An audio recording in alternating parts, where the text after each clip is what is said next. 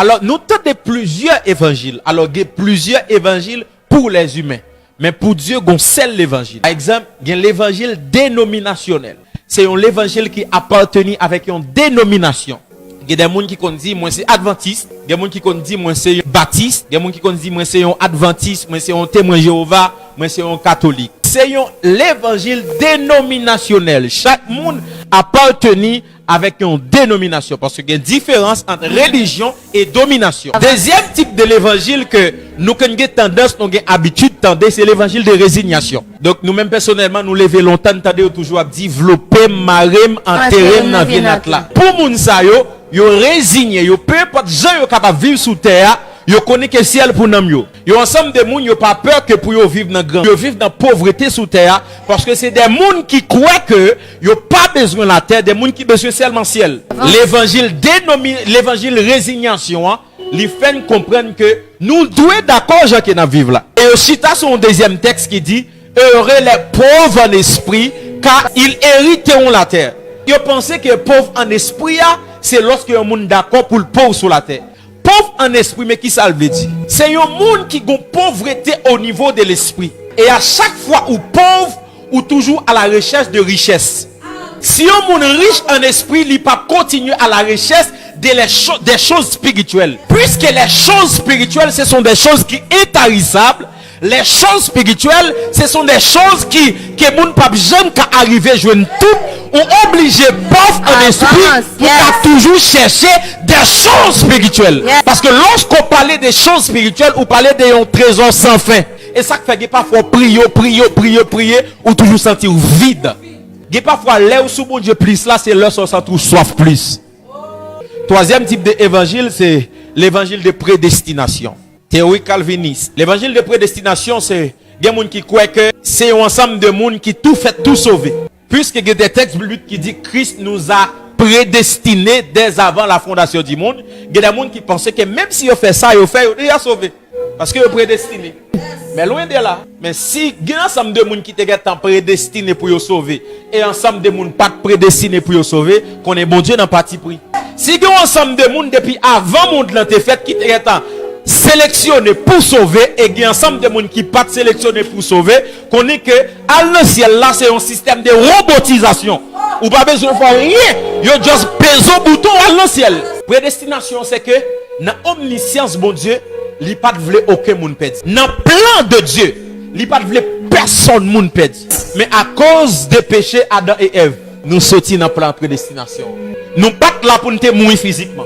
Nous pas là pour nous mourir éternellement. Mais à cause des péchés, nous ka mourir physiquement, nous ka mourir éternellement.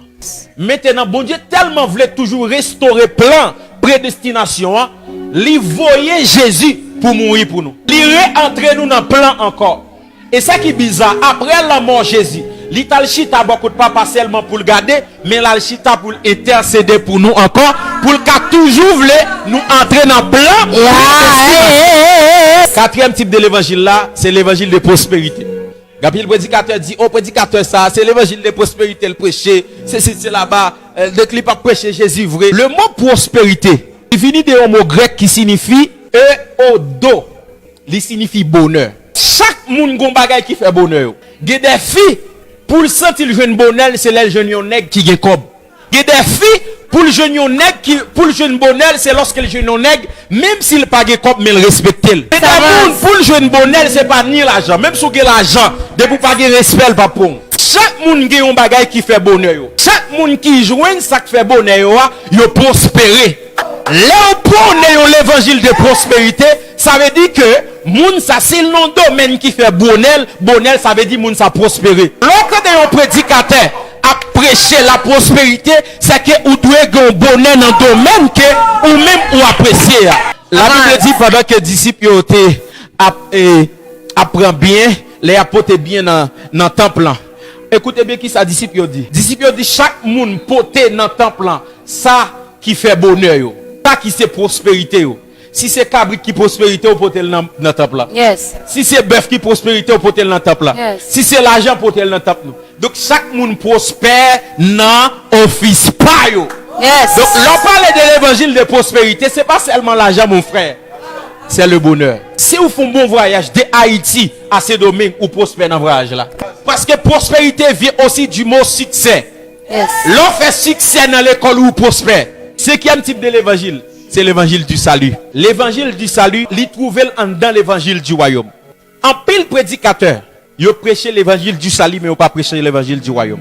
L'évangile du salut, ou prêcher mon nom la sanctification. Quitte péché, quitte péché, quitte péché. L'évangile du salut, ou prêcher mon nom pour l'habiller décemment. L'évangile du salut, ou prêcher mon nom, s'il paraît de côté, faut bouche li, ça l'a dit dans bouche li, qu'à témoigner qu'elles sont chrétiens. L'évangile du salut, pour recevoir simplement par la grâce. Yes. La Bible dit c'est par la grâce que vous êtes sauvés, par le moyen de la foi. Cela ne dépend pas de vous, c'est de nos grâce. Donc on va faire rien pour sauver mon frère, ma soeur. Ou simplement recevoir don ça, ou sauver. Ou bon grand bagaille pour faire, pour recevoir l'évangile du salut. Si tu confesses de ta bouche le Seigneur Jésus, et si tu crois que le Seigneur Jésus, Dieu l'a ressuscité des morts, tu seras sauvé. Pendant qu'il y a apôtre Paul avec Silas qui est en prison, hein. Et puis garde la main de eux, qui ça nous doit faire pour nous sauver? Et qui ça le dit?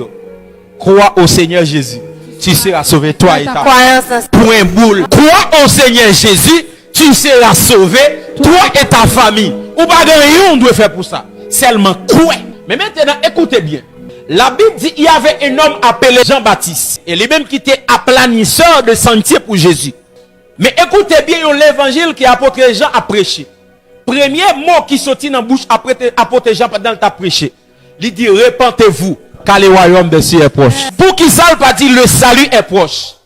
Ça veut dire qu'on l'autre tendance que vous voulez faire nous découvrir dans l'évangile, c'est l'évangile du royaume. Et ça qui peut dire encore, Jésus encore. Dans la première prédication, Jésus, premier bagaille, il dit, repentez-vous, car le royaume est proche. Écoutez bien, Jésus, c'est lui-même qui portait salut. Pour qu'on mouille pour le bail salut, mais il prêchait l'évangile du royaume. Aïe. Aïe. Avance, avance, avance. Glory to God. Je ne comprends pas, hein. Je ne comprends pas pour qui ça, Jésus, qui est pour le porter salut, mais dans la prédication, il dit repentez-vous car le royaume de Dieu est proche. Salut pour te cobaye. Jean-Baptiste prêchait. Jésus pour te mourir pour nous gagner salut. Parce que Jésus est venu mourir pour le salut de l'humanité. Pour le péché de l'humanité. Mais Jésus commençait à prêcher repentez-vous car le royaume. Ça veut dire que royaume non au-delà de l'évangile de prospérité. Royaume non au-delà de l'évangile de domination. Royaume non au-delà de l'évangile de prospérité. Royaume non au-delà de l'évangile de salut. Lorsqu'on parle de l'évangile du royaume, c'est une autre chose. Yes. Est-ce que vous êtes capable de dire ensemble avec moi l'évangile du royaume? Le royaume, il est dirigé par un roi ou bien une reine. Et il y a un territoire.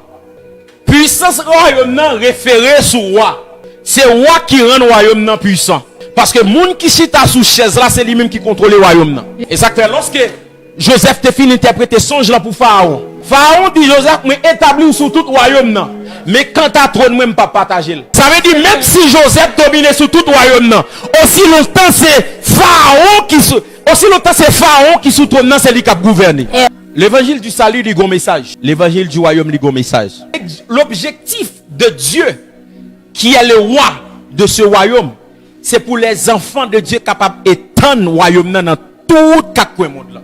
Côté que je vini, côté yon monde, je prêche l'évangile du salut. Recevoir Christ comme sauveur personnel. Mais qui est différent pour l'évangile du royaume. L'évangile du royaume, c'est étendre dans tout territoire. La Bible dit sur le temps de roi Nebuchadnezzar. Roi Nebuchadnezzar a dressé une statue dans la vallée de Dura. La Bible dit gon Pierre qui sortit dans la montagne de Sion sans secours d'aucune main qui vini qui frappait statue. Il dit objectif Pierre c'est pour le capable éteindre le royaume dans 4 coins de la terre. Yes, amen. Ça veut dire objectif du royaume de Dieu c'est éteindre dans tous 4 coins de la terre. Écoutez bien. Yes, lorsque Jésus a montré aux disciples de prier, écoutez qui ça Jésus dit. Jésus dit, notre Père qui est aux cieux, que ton nom soit sanctifié. Mais écoutez qui deuxième bagaille il dit. Que ton règne vienne. Come on. Que ton règne vienne dans le ciel ou bien qui côté? Sur la terre. Non, Bible pas m'nangé les bails mati. Qui peut elle dire? Sur la terre. Ça veut dire même je règne bon Dieu hier dans le ciel là, c'est comme ça. Ça veut dire premier objectif de chrétien dans la prière, c'est établir les règnes de Dieu sur la terre. Mais maintenant, qui ça qui royaume bon Dieu? Pendant que Jésus a prêché royaume, l'a prêché royaume, l'a prêché royaume, l'a prêché royaume. Pharisiens ont posé une question. Ils ont dit maître, qui est royaume n'a venu? Écoutez qui ça Jésus dit. Royaume n'a ensemble avec nous mais nous pas connaît. Ça veut dire qui ça? Royaume n'a c'est Jésus. Jésus même. Lorsqu'on parle de royaume, on parle de Jésus. Bon, ça va. Maintenant, écoutez bien. Jésus qui royaume nan. Jésus était ensemble avec disciples. Ça veut dire royaume nan toujours ensemble avec disciples. Jésus vient aller. Ça veut dire royaume nan aller. Mais maintenant la Bible dit la voyons l'autre lui-même. Et l'autre lui-même n'a venu, il pas bon côté nous là. Le Saint-Esprit, le Saint-Esprit. Oh my God. Et ça que dit dans Apocalypse chapitre 5 le verset 10. Il a racheté des hommes de toute tribu, de toute langue, de tout peuple.